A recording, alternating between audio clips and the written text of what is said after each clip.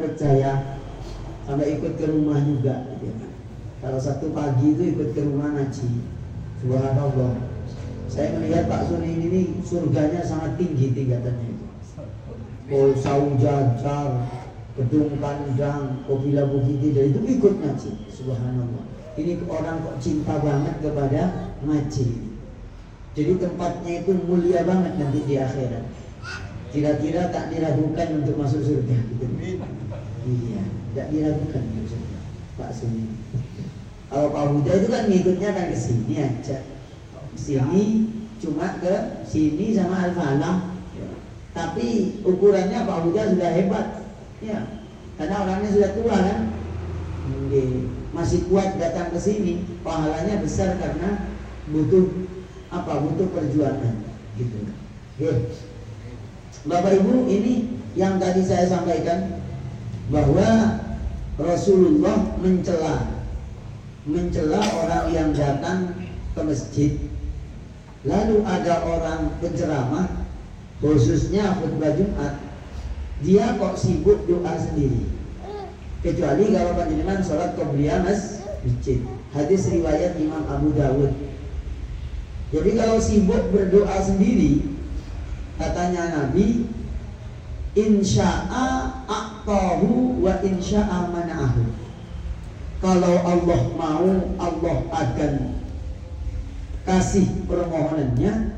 Kalau Allah mau, Allah tolak permohonan. Kenapa? Karena orang ini sibuk dengan apa yang dianggap menguntungkan kepada dirinya sendiri, dan lalu kalau mendengarkan dianggap kurang menguntungkan. Padahal kalau bab ngaji itu menguntungkan dan tidak menguntungkan. Yang ngisi materi cocok atau tidak cocok itu oleh Nabi diperintahkan istansidin nas, dengarkan baik-baik. Dengarkan baik-baik. Yang keliru memaham karena belum mendapatkan berita hadis ini, akhirnya sebagian saudara kita, penceramahnya itu belum selesai ngomong, di belakang sudah sibuk buka Quran sendiri, bahkan sambil mendengarkan ceramah itu baca Quran. Ini namanya su'ul adab. Ya, su'ul adab. Tetap Quran. Keterangannya di kitab Sunan Abi Dawud, dan juga keterangan lain yang paling kuat yaitu adalah hadis riwayat Imam Bukhari, yang mana Rasulullah Shallallahu Alaihi Wasallam memerintahkan untuk mendengarkan orang yang sedang bicara. Begitu, apalagi orang yang sedang ceramah. Jadi saya lengkapi pertanyaannya, jawaban dari pertanyaan Bu Aji Fadlan. Ya, apakah yang seharusnya dilakukan ketika berada di majelis ilmu? Istansitin nas, katanya Nabi. Dengarkan orang ngomong sampai selesai, sampai betul-betul selesai, baru melakukan aktivitas yang lain. Hadis riwayat Imam Bukhari dan Muslim. Syarahnya memberikan penjelasan. Di syarahnya Riyadhus Shalihin, al-amru bil insaf lil ulama wal umara. Hadis riwayat Imam Bukhari dan Muslim, istansitin nas. Ini kalimat ini yang saya tandain ini. Nah, saya buat tanda yang agak besar ini.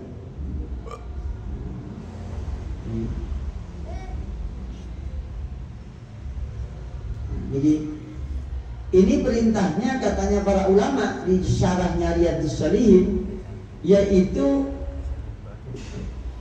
al-insat, al-amru bil insat, perintah untuk memperhatikan dengan baik, lil ulama, kepada para ulama yang sedang berceramah, wal umara, dan juga umara yang sedang menyampaikan penjelasan yang berhubungan dengan kewajibannya dia, ataupun apa saja yang menjadi tugasnya dia. Andaikan itu umara gitu. Tapi umumnya yang ceramah itu kan bukan umara, jarang-jarang umarok itu ceramah. Pejabat ceramah itu biasanya waktu dekat-dekat pilkada. Bahkan ada jamaah subuh keliling itu waktu pilkada. Selesai pilkada, jamaah subuh mandek. Nggih. Gak apa-apa daripada yang gak berjamaah sama sekali. Cuma ya gimana gitu ya. Gak apa-apa, secara prinsip gak apa-apa. Gitu. Nah, Bapak Ibu yang dimuliakan Allah Subhanahu wa taala, saya akan tadi sudah saya jawab, saya tambahkan dulu yang pernah ditanyakan dan saya baru ingat, saya itu ditanya orang itu ingat, alhamdulillah ingat. Kalau nggak salah 2 tahunan apa 3 tahunan yang tanya. Cuma tambahan keterangannya hadis riwayat Imam Abu Dawud baru saya baca 4 atau 5 hari yang lalu.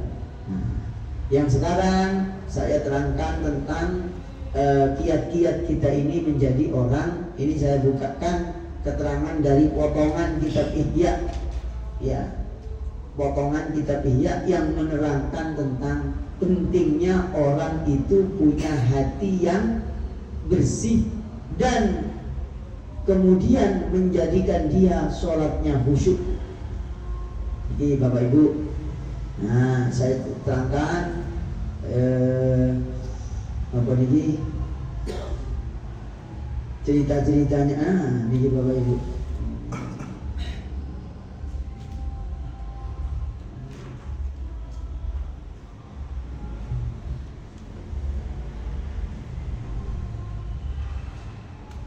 Sekedar ini.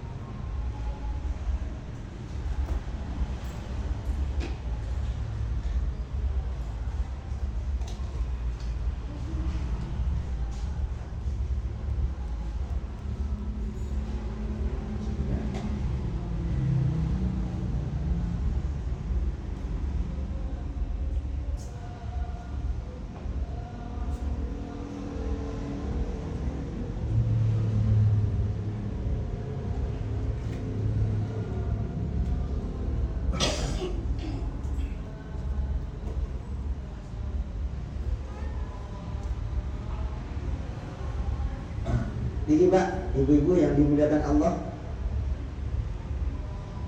ceritanya orang-orang salaf. Ya, kenapa orang salaf itu kok kalau sholat khusyuk? Jadi sholatnya ulama-ulama salaf itu khusyuk, rata-rata khusyuk. Katanya Imam Ghazali di dalam kitab ini, Iklam annal khusyu'a samratul iman wa natijatul yakin alhasil bijalalillah azza wa jalla wa man ruziqa dzalika fi annahu fa innahu yakunu khashi'an fi shalat wa fi ghairi shalat bal fi khulwatihi wa fi baitil mal indal hajat. Jadi katanya Imam Ghazali begini, orang yang khusyuk itu adalah buahnya iman dan natijatul yakin, kesimpulan atau hasil akhir daripada orang punya yakin yang kuat kepada Allah. Ada orang yang mungkin Bapak Ibu yang dimuliakan Allah itu bisa khusyuk ketika saat-saat dapat ujian. Itu ya lumayan bagus. Tapi ada khusyuk yang lebih bagus dari itu. Tidak nunggu dapat ujian khusyuk. Apa itu? Setiap hari. Walaupun saya sendiri belajar jadi khusyuk. Nah, dalam hal ini orang yang bisa khusyuk itu di antara kita manakala imannya dan keyakinannya kepada Allah itu kuat. Katanya Imam Ghazali, orang yang sudah punya keyakinan dan iman yang kuat, diberi rezeki, dia akan diberi rezeki khusyuk itu. Jadi khusyuk itu rezeki. Sudah nggak kepikiran dia di dalam sholat ataupun bahkan di luar sholat itu nggak kepikiran apa-apa, kecuali yang diingat hanya Allah. Walaupun ini angel, tapi bukan berarti tidak bisa. Jadi orang sholat itu dianggap khusyuk, sudah dianggap betul-betul khusyuk, manakala selainnya sholat gak dipikirkan. Bahkan sebagian ulama salaf diceritakan di kitab Ihya itu, kalau ada keperluan yang sekiranya akan mengganggu sholat, keperluannya itu diselesaikan dulu. Misalnya kalau seperti Mas Irul, itu yang mungkin akan mengganggu sholat itu burung. Sekiranya was-was sholatnya gara-gara kepikiran burung, mending ke burungnya dulu dipuasno moro sholat. Kira-kira begitu. Ini keterangan di kitab Ihya gitu. Sebagian ulama salaf, sekiranya sholat itu terganggu untuk sesuatu tertentu, hal-hal tertentu, sesuatu itu didahulukan, diselesaikan dulu ben anteng sholati. Kenapa Nabi itu melarang orang sholat dari putih? Bukan, saya berikan air putih. Lupa, panitianya lupa. Gak apa-apa ya. Saya ambil sakit gigi, Pak. Ini pipi saya kebon separuh. Nah, sampai di mana tadi saya menerangkan? Nah gini, Pak.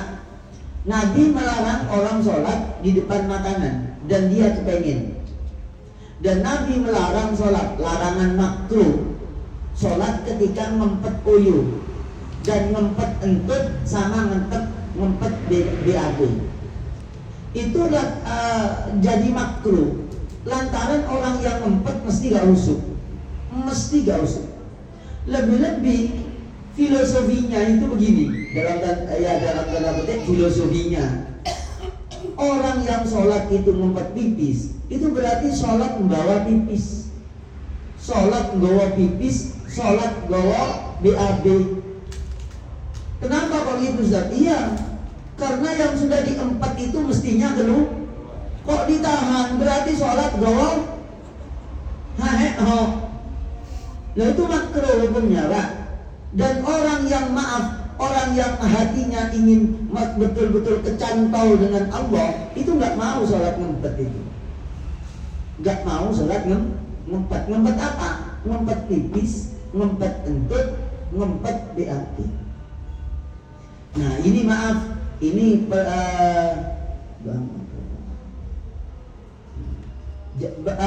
begini Bapak Ibu, ini mungkin pengamatan dan beberapa kali pengalaman pribadi. Maghrib ke Isya itu rawan ngempet. Ya, maghrib ke Isya rawan ngempet. Alas-alasan wudhu Isya sekalian diempet sampai Isya baru sholat keburu-buru kepingin pipis. Ini kan maaf, ini secara akhlak ya gak elok. Terus gimana Ustaz? Ya pipis saja. Setelah itu baru sholat. Begitu. Jangan nunggu sholat ambil Allah sampai mulet-mulet karena ngempet pipis. Ini makruh, Pak. Walaupun tetap sah sholatnya, makruh. Karena sholat nggawa pipis. Kok bisa sholat membawa pipis, gendong pipis? Ya karena ketika dia ngempet berarti kan mestinya harus dikeluarkan, cuma ditahan. Gitu loh. Ini yang paling sederhana. Jadi dari maghrib ke Isya, sebagian itu ditahan gara-gara menisan mari Isya sekalian. Lah, pernyataan menisan sekalian habis sholat Isya pipisnya, lalu sholat Isya dalam keadaan ngempet, itu tidak elok, tidak etis, begitulah. Contoh satu. Contoh dua ini. Orang yang sholat subuh dan dia bangunnya itu jam 3. Ya, bangunnya jam 3. Karena dia sudah subuh kurang 15 menit kebelet, engko ae menisan mari subuh. Lah ini walaupun baik pertimbangannya benar secara hukum nggak apa-apa, tapi kalau ada apa yang ditahan di perutnya dan di kelaminnya itu tidak elok dan tidak tepat sasaran gitu. Ustaz, alas-alasan Ustaz, adem menisan nanti setelah subuh. Ya namanya ibadah ya begitu, abot. Nah sekarang bandingkan, tadi jam 3 kok gak adem, sedang subuh kok alas-alasan, berarti ini namanya urur, ketipu. Lek sholat malamnya itu rajin, sedang subuh alasan. Ini bisa terjadi Pak. Namanya ini milih upil buat tumpeng. Iya. Kok milih upil sih? Kok keliru. Milih upo buat tumpeng. Milih butir nasi kecil-kecil, membuang tumpeng yang gede-gede. Itu. Bapak Ibu tahu ilmu yang begini ini, diluruskan niat, jangan sampai bertindak keliru niat. Bertindak mengambil sikap itu keliru niat. Itu contoh 2. Contoh 3. Ya, contoh 3. Nabi kan melarang, menganjurkan kalau cuaca sangat panas, dinginkan dulu sholat zuhurnya. Jangan keburu-buru sholat zuhur, kira-kira begitu. Itu jangan dimaknai leterlek. Orang lagi keringetan, itu oleh Nabi diperintahkan untuk gak keringetan sholat, biar tenang. Maka sangat bagus masjid-masjid itu ada AC, biar orang yang sholat dia di siang hari, sholat zuhur khususnya, itu gak keringetan. Begitu. Yang keempat Pak, yang keempat ini. Kalau yang ini mungkin sudah maklum. Yang keempat ini ya. Jadi gini, kadang kita itu terlalu lapar. Itu makruh sholat, terlalu lapar. Mending makan dulu, baru sholat. Itu begitu. Dalam hal ini orang puasa, saya terus terang, saya ini pelaku. Kalau saya puasa, itu enggak, umumnya kebanyakan itu saya enggak makan, enggak takjil dulu, tapi mungkin minum air putih penggantinya takjil, membatalkan puasa, langsung diam sebentar makan nasi. Kenapa? Saya itu kalau sholat maghrib belum makan, itu sholat itu bukan kebayang, paling tidak kan kebayang sholat di depan Ka'bah misalnya. Ini enggak, sholat di depan bakso. Kenapa? Keluwe getok-getokan bakso, getok-getok kelihatan kolak dan lain-lain. Dan itu praktis terjadi kepada hampir setiap orang. Mungkin apa betul? Iya. Saya andaikan nanti diberi amanah ngelola masjid, khusus bulan puasa yang ada takjil itu, oleh saya harus mangan di sini, mangan sih. Ya, paling butuh waktu itu butuh 20 menit paling banyak. Tapi sholat anteng. Kalau saya anteng mangan sekalian nih. Allahu Akbar. Anteng. Sama mangan takjil kurma telu. Ya, tadi malamnya sahur gak enak. Lalu sholat maghrib takjil telu, nunggu iqamah 20 menit.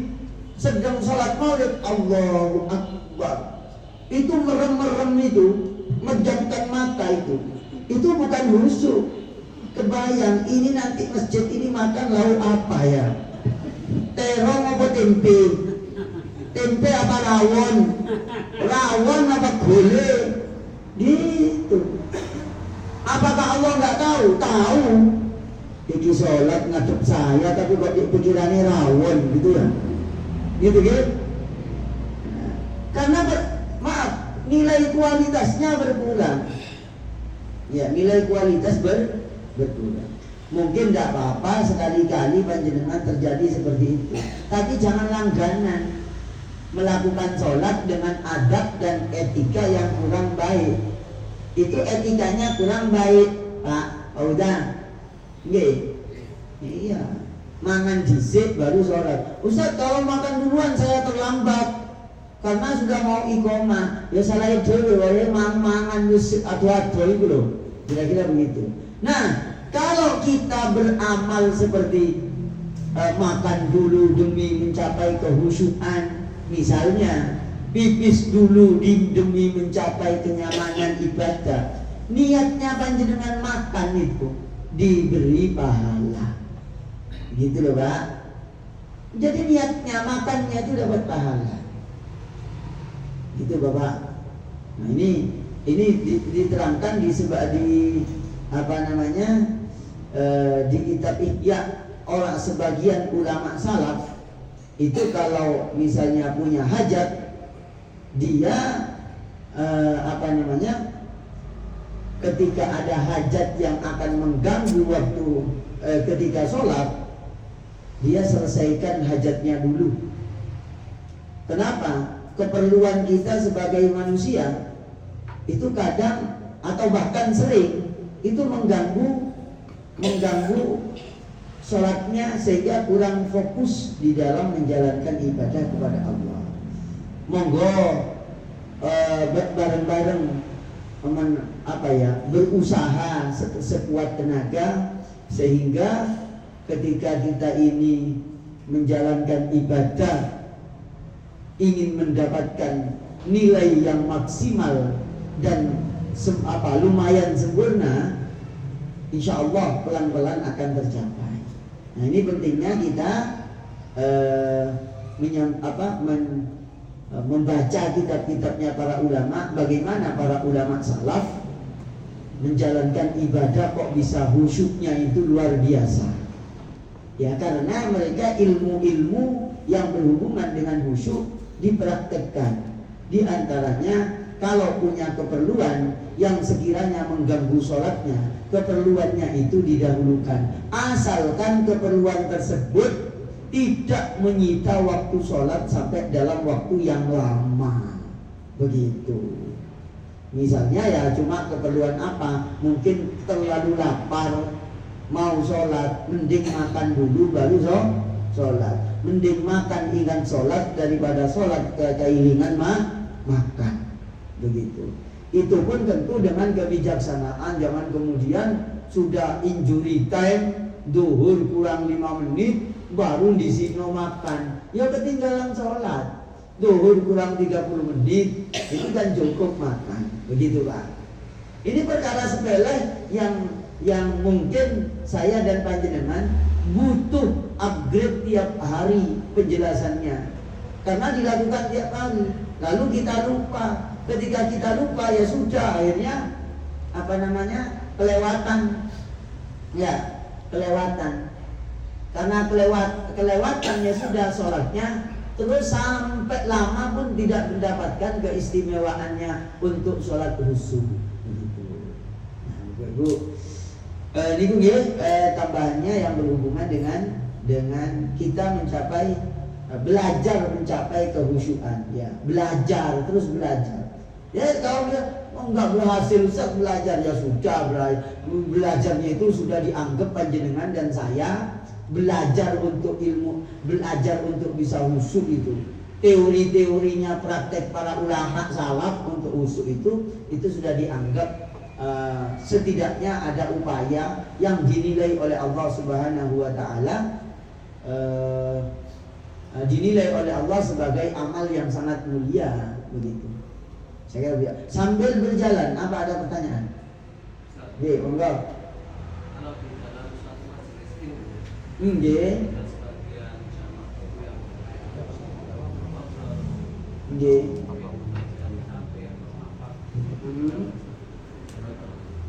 Terus pertanyaan ini apa Pak?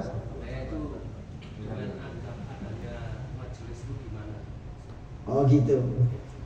Kalau main HP ya, main HP waktu majelis ya dilihat dulu. Maksudnya dilihat main HP itu apanya, ceramahnya apa game online. Iya. apa pesen Shopee ataupun ya dilihat dulu. Kalau dia memang nyatet keterangannya para ulama yang menjelaskan ilmu, itu termasuk keutamaan yang sangat mulia. Contoh tadi itu Pak Suni, Ustadz Suni ini, waktu kita menjelaskan bab yang berhubungan Istan Sitin Nas, dipotret aja dicret. HP-nya masuk Pak Suni, iya juga, bukan HP-nya saja ya. Nanti malah HP-nya toh melepuh surga. Pak Suni gak melepuh surga. Iya. Pak Udin sehat, Pak Udin? Pak Udin sehat? Sehat. Saya kapan hari kok kelihatan sangat naik Alphard ya? Nyopir itu. Jenengan apa orang mana itu ya? Kedenjian. Apa orang sama kembaran atau gimana? Iya. Enggak, kuyan Pak Udin. Jadi gitu kembaran nih. Bapak Ibu yang dimuliakan Allah Subhanahu wa taala. Kalau memang tujuannya baik megang HP ketika majelis ilmu, gak apa-apa. Tujuannya apa? Megang HP mencatat, gak apa-apa. Tapi kalau sibuk karpe dewe, itu termasuk suul adab. Ele tetap kromo. Kanjeng Nabi mencela hal tersebut. Jangankan orang ceramah, kan temannya saja ngomong, kita harus mendengar sampai selesai. Gak boleh mobol, nggak boleh motong. Rumah lagu iya, nggak boleh motong, nggak boleh motong. Istan Sidinas, hadis riwayat Imam Bukhari dan Muslim, begitu kan? Nggak boleh motong. Hatta yang ngomong Pak Huda kepada saya, itu saya dengarkan, dia Pak Huda, ada apa? Ini Ustaz, saya mau daftar umroh. Tapi uangnya masih 18 juta. Oh enggak Pak, ditunggu. Kurangi nanti kalau sudah lengkap baru ngomong. Ya gitu, ngomong lagi maksudnya. Gitu gitu. Didengarkan. Gitu. Enggak boleh karena Pak Huda yang ngomong kemudian enggak begitu diperhatikan. Ketika calon bupati yang ngomong diperhatikan dengan baik. Nah itu enggak boleh, itu enggak adil juga namanya ya. Semuanya sama diperhatikan. Karena Nabi mengatakannya istan sidin nas, dengarkan orang lain ngomong, siapa saja. Nah gitu. Katanya para ulama di syarahnya Riyadhus Shalihin, fihi al-amru bil insat lil ulama wal umara. Hadis tadi itu menjelaskan tentang perintah wajib mendengarkan ulama dan umara ketika ngomong, dengarkan. Begitu. Adab itu tetap wrong. Nah kalau kita, maaf, kita cinta Nabi, cinta sunnahnya Nabi, cinta kepada Rasulullah, tetapi kok ketika ada orang ngomong kita nggak memperhatikan, itu cinta palsu dan cinta yang gagal kepada Nabi. Cinta yang gagal. Ya cinta tapi tidak temenanan cintanya, begitu. Cinta monyet, cinta kajal, ya. Ya cinta kodok macam-macam gitu ya. Begitu Pak. Tadi saya ini Pak, apa lagi? Ada lagi Bu? Ibu-ibu yang nanya nanti dapat hadiah ya dari Ibu Aji Fadlan. Hadiahnya sak piring atau sak mangkok. Iya. Tambahannya. Monggo kalau ada pertanyaan, kalau tidak saya tambahkan ini. Bismillahirrahmanirrahim. Ada? Nah, monggo semak. Niki kitabnya para ulama niki. Ini potongan kitab Ihya. Ya. Wasu'ila ba'duhum atau wasa'ala ba'duhum hal tadhkur fi salat syai'an faqala wa hal syai'un ahabbu ilayya minas salat fa'adhkuruhu biha. Wa kana Abu Darda radhiyallahu anhu yaqul, Abu Darda mengatakan, min fiqhir rajul ayyabda'a bihajatihi qabla dukhulihi fi shalat liyadkhula fi shalat wa qalbuhu farighun. Abu Darda sahabat Rasulullah mengatakan, termasuk orang yang pintar ketika sholat, termasuk orang yang pandai ketika sholat. Ketika mau sholat, dia orang pandai. Dia kok punya hajat tertentu, selesaikan hajatnya, baru masuk melakukan sholat. Apa tujuannya? Liyadkhula fis sholat wa qalbuhu farig. agar orang itu sholat hatinya sudah kosong, gak ada apa-apa kecuali hanya ada Allah Subhanahu wa ta'ala dan zikir doa-doa yang ada di dalam mulutnya, di angan-angan di hati dan pikirannya. Begitu. Ya, ini ucapannya Abu Darda, dikutip oleh Al-Imam Al-Ghazali. Jadi orang pinter sholatnya orang pinter itu, sebelum sholat apa saja yang akan mengganggu di dalam sholat dibuang, selesaikan dulu. Kenapa kok saya tadi mengatakan andaikan saya suatu saat dapat amanah ngurus masjid untuk bulan Ramadan, orang-orang saya suruh makan takjil cepet-cepet lalu makan dulu wis, makan berat. Kenapa? Saya khawatir bapak-bapak yang sholat itu Allah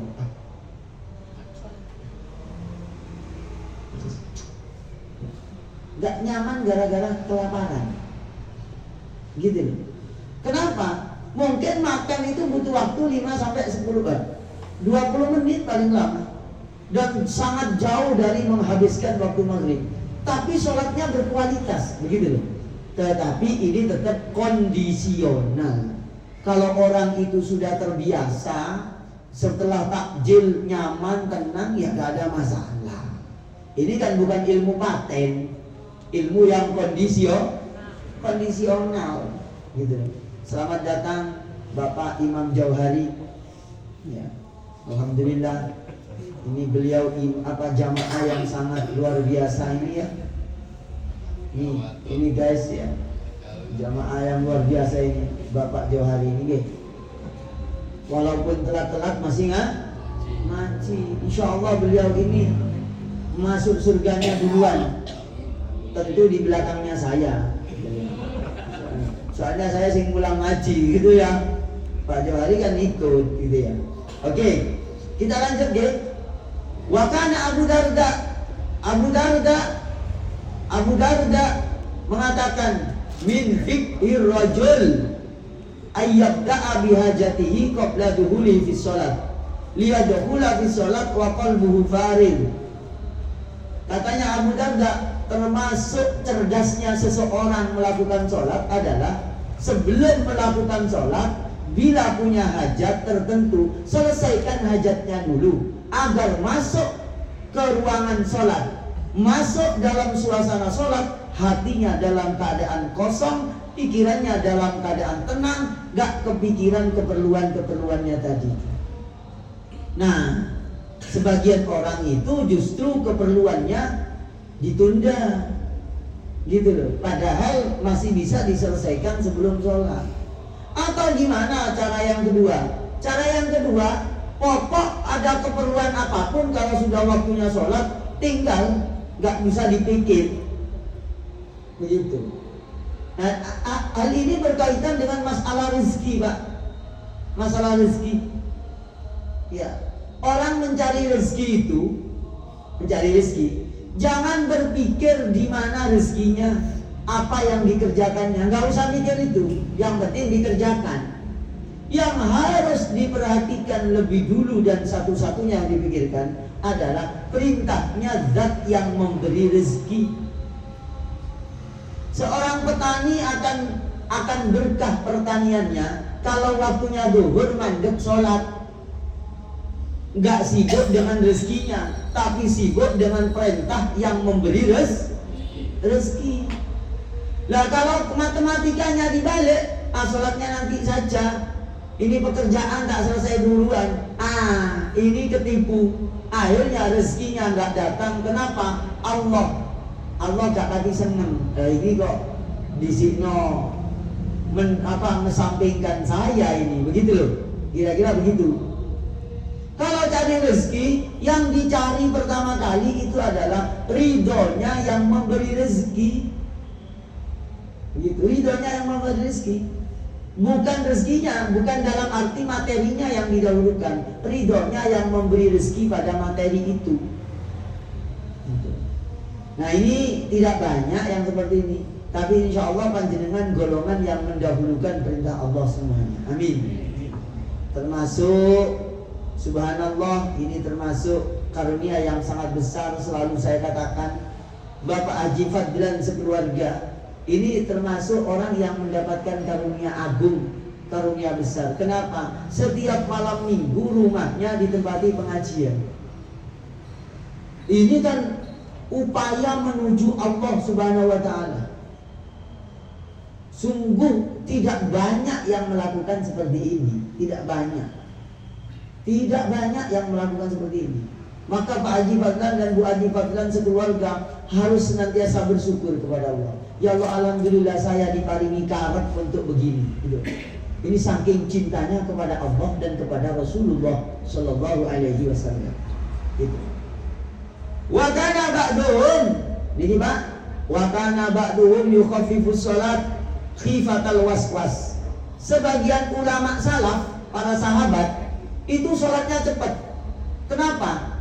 Karena takut ketika lama-lama malah ngelamun untuk menghilangkan was. Jadi para sahabat itu ada yang sholatnya cepat. Kenapa kamu Pak cepat? Iya, ini kalau nggak cepat-cepat selesai, tadi pikiran itu mau kemana-mana. Dihilangkan Allah. Tapi bukan cepat-cepat yang sampai jelek dan tidak ada tumanina, enggak. Bukan begitu. Cepat yang wajar. Gitu. Maaf Bapak Ibu yang dimuliakan Allah, saya membaca kitabnya Imam Asy-Sya'rani dalam kitab Al-Mizan Al-Kubro. Orang yang mendengarkan bacaannya imam ketika sholat, itu bisa jadi dia memang khusyuk mendengarkan. Kenapa? Karena ketika mendengarkan paham apa yang dibaca oleh imam, sehingga tadabbur maknanya bacaan imam. Tapi boleh jadi Allahu Akbar mendengarkan imam saking khusyuknya sampai keturun. Iya, imamnya panjang bacanya. Atau ngelamun sholat di Gadang, ngelamunnya sampai Bandung, ngelamunnya sampai gedung DPR. Kenapa? Kemarin gak ketekanan mau demo ke gedung DPR. Ketika imamnya dengan membaca ayat, kepikiran itu bisa jadi. Maka bukan hal yang salah sebagian sahabat Nabi itu kalau ada yang mempercepat sholatnya, karena kalau tidak dipercepat pikirannya gelambiar kemana-mana. Gitu. Nih, Waruya Ammar bin Yasir. Ammar bin Yasir diriwayatkan, sholat sholatan fa'akhaffaha. Sholat sangat sebentar. Faqila lahu. Lalu ditanya Ammar bin Yasir, Amar, ya Abal Yaqzan, kenapa kamu kok sholatnya cepat? Khafafta ya Abal Yaqzan, faqala hal ra'aitumuni naqastu min hududiyya syai'an. Kamu tanya-tanya saya sholat kenapa kok cepat? Saya tanya kepada kamu, apa yang telah saya kurangi dari sholatnya ya saya yang cepat itu? Gak ada kan? Oh ya sudah. Ternyata Ammar bin Yasir itu mempercepat sholatnya, tapi tetap tumakninanya ada dalam rangka menghindari jangan sampai tenang-tenang membaca ternyata pikirannya gelambiar kemana-mana. Allahu Akbar. Kalau yang sholat itu petani tebu, itu yang kebayang kebun tebu. Nggih napa mboten? Nggih. Allahu Akbar. Yang sholat ini ternyata produsen roti, maka yang kebayang ya tepung roti, adonan roti. Itu. Allahu Akbar. Yang sholat itu penceramah, itu kebayang, wah nanti ini materinya apa ya yang cocok itu. Kok tahu Ustaz? Itu pengalaman saya. Gitu. Kalau Allahu Akbar tukang jahit jaket, itu yang dipikir model-model jaket. Allahu Akbar, kok dia itu tukang jualan kerupuk, yang kebayang itu kendil, wajan, gorengan, kerupuk. Gitu. Maka tidak mudah kan orang bisa usuk. Ya. Kalau Pak Irun sudah pasti Allahu Akbar burung yang kebayang itu ya. Ini burung gitu. Maka sekiranya sholat itu kebayang burung, selesaikan berromantisme dengan burungnya itu. Nanti kalau sudah puas dengan burung, langsung sholat biar gak kepikiran. Tentu melihat waktu yang ada. sekiranya gak cukup mepet-mepet ya gak usah. Khusyuk itu kan gak wajib, cuma ini keutamaan, gitu loh Pak. Ini saya bacakan kitab ini agar saya panjenengan saya ingin kita semuanya ketularan ulama salaf. Kalau sholat itu khusyuk, gitu loh. Terus orang yang nanya, para sahabat yang nanya ke siapa tadi? Ammar bin Yasir, ya Abul Yaqdan, sampean sholat itu kok cepat sekali? Apa jawabannya? Apa Ammar bin Yasir? Hal ra'aitumuni naqastu min hududiya syai'an. Apakah kalian melihat dari apa yang saya lakukan ada yang tidak sah? Ada yang saya kurangi rukunnya? Oh enggak, ya sudah. Qalu la, tidak. Qala inni badartu syahwa syaitan. Saya mempercepat ini karena tadi mau diganggu setan. Tak percepat sama saya. Setan mau datang ganggu. Kalau yang sholat itu tukang travel haji misalnya, travel umroh, sholatnya itu 24 jam kepikiran travel haji dan ini yang daftar berapa, mau berangkat tanggal berapa, begitu.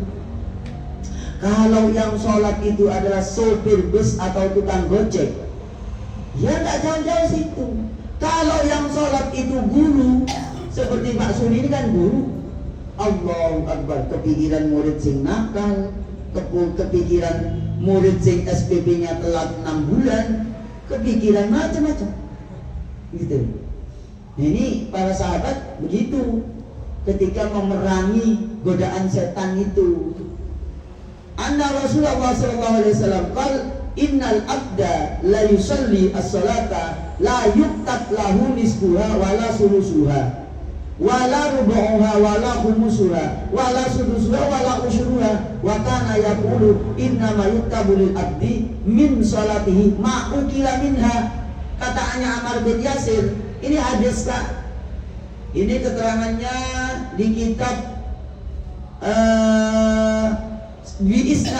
riwayat Imam Ahmad bi isnadin sahihin, sanadnya sahih, bahwa katanya Ammar bin Yasir begini, seorang hamba yang sholat tidak ditulis baginya separuh sholat itu, wala sulusuha, sepertiga sholatnya pun tidak ditulis, wala humusiha, juga seperlimanya tidak ditulis, wala sudusuha, walaupun dan juga tidak ditulis seperenamnya, sampai sepersepuluhnya tidak ditulis.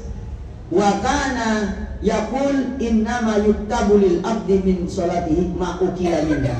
Yang dicatat oleh Allah sebagai sholat yang sesungguhnya adalah yang ketika sholat dia hanya fokus kepada amalan-amalannya sholat itu, enggak gelambir kemana-mana, begitu loh.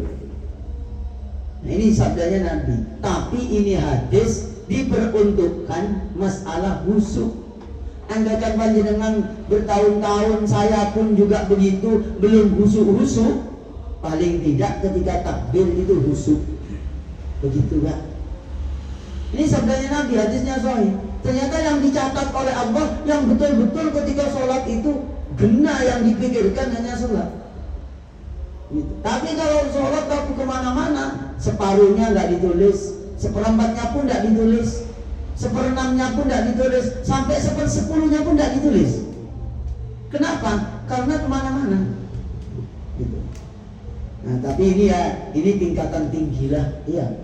Kalau tingkatannya orang gadang, orang segaran, ya, orang kajinan, gitu ya, orang mana itu, ya udahlah.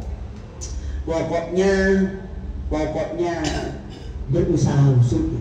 Nah, ini keterangan tambahan ini.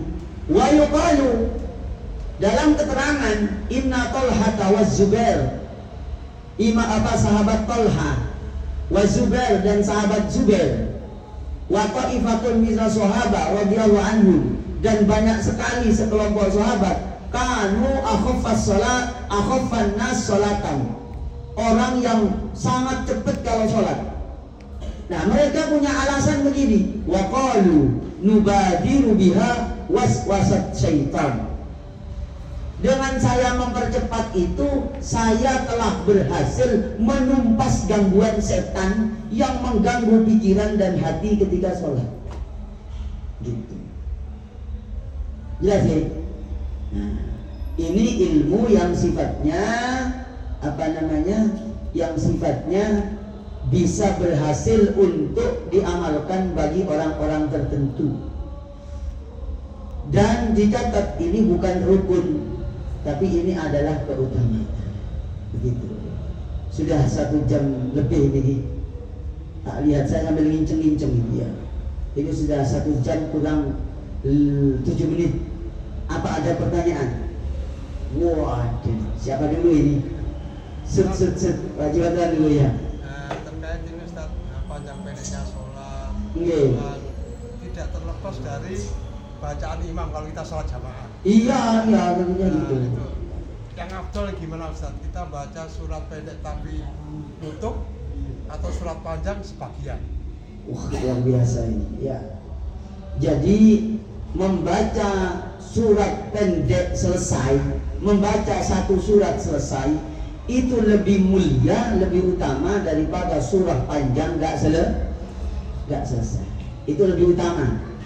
Terus bagaimana Ustaz caranya biar yang panjang itu kebaca, yang pendek juga kebaca?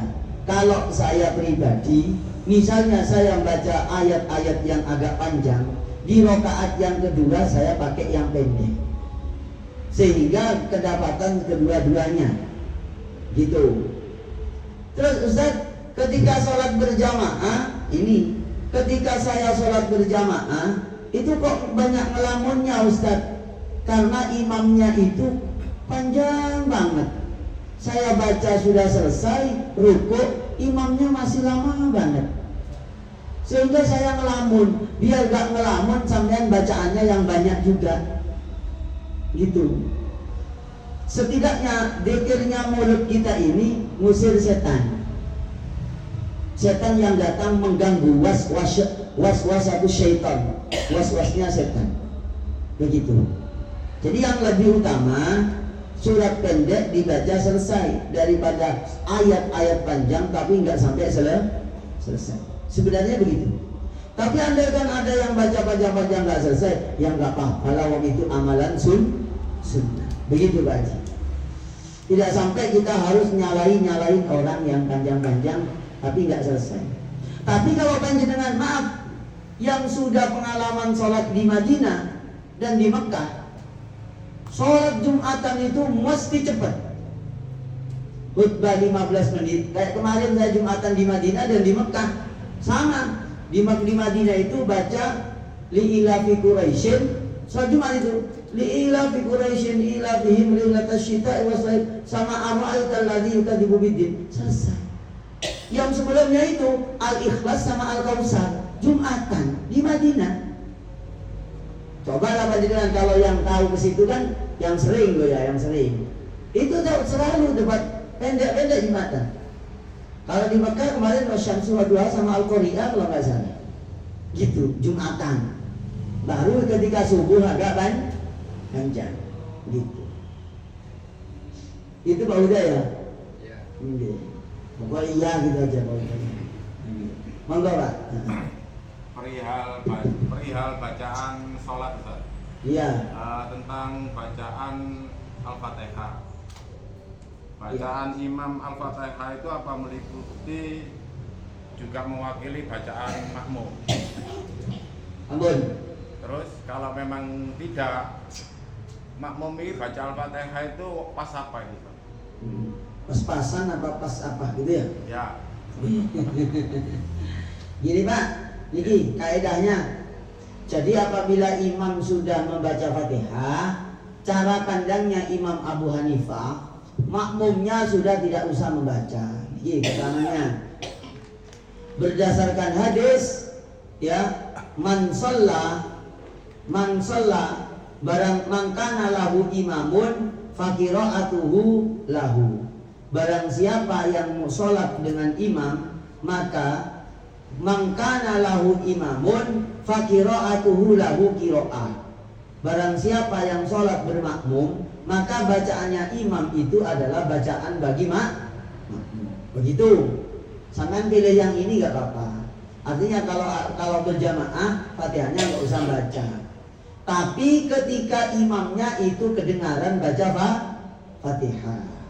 Kalau nggak kedengaran, contohnya sholat duhur dan asar duhur dan asar, atau isya rokaat yang ketiga dan keempat, atau maghrib rokaat yang ketiga, panjenengan baca, gitu loh. Kenapa? Karena panjenengan tidak mendengar bacaan imam, karena imamnya disirri di rokaat yang kedua dan keempat, sholat isya dan sholat maghrib di ketiga, dan sholat zuhur imamnya pun disirri semua, maka panjenengan baca dengan landasan bahwasanya Rasulullah bersabda, la sholata illa bi fatihatil kitab.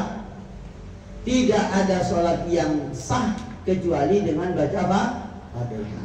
Ini menurut jumhurul ulama, yaitu Imam Malik, Imam Ahmad, dan Imam Asy-Syafi'i. Begitu. Kalau menurut Imam Abu Hanifah, pokok berjamaah, makmumnya mendengar atau tidak mendengar, bacaannya imam itu sudah menjadi bacaannya makmum. Begitu. Ya tinggal beda-beda aja. Anda kan mau membaca Ustaz, ketika pas apa? Ya pas imamnya sudah membaca surah lain selain Fatihah, itu aja. Atau ketika imam itu diam di antara Fatihah dan surah, tapi biasanya imamnya nggak diam. Setelah waladhdallin, amin, bismillahirrahmanirrahim, ya mungkin waktu itu saja membaca. Kalau pengen membaca, apakah mana yang lebih utama Ustaz? Dari banyak sisi sama-sama utama. Mendengar bacanya imam itu utama. Membaca Al-Quran itu juga utama.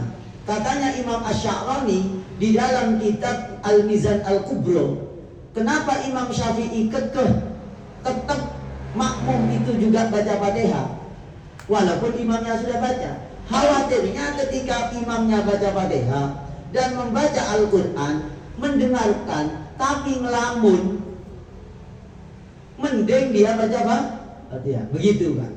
Cuma anjurannya kalau saya memberi pandangannya adalah baca Fatihahnya setelah imam baca Fatihah. Ketika imamnya baca jahar, ketika sirri ya sudah dibaca dari awal. Begitu Pak. Jelas gitu? Jelas. Kalau masbuk Ustaz, kita masbuk setelah imam baca Fatihah baru kita masuk. Itu kita masih baca juga biarpun itu. Kalau nggak selesai nggak apa-apa. Andaikan baca tapi belum selesai, imam sudah rukuk, ikuti rukuk. Begitu Pak. Kalau masbuk, ya. Bapak, Pak Johari, kayaknya Pak Johari ini nggak punya pertanyaan deh. Nah, punya, monggo. Imam itu baca Fatihah. Oke. Kita hanya mendengar ayat terakhir.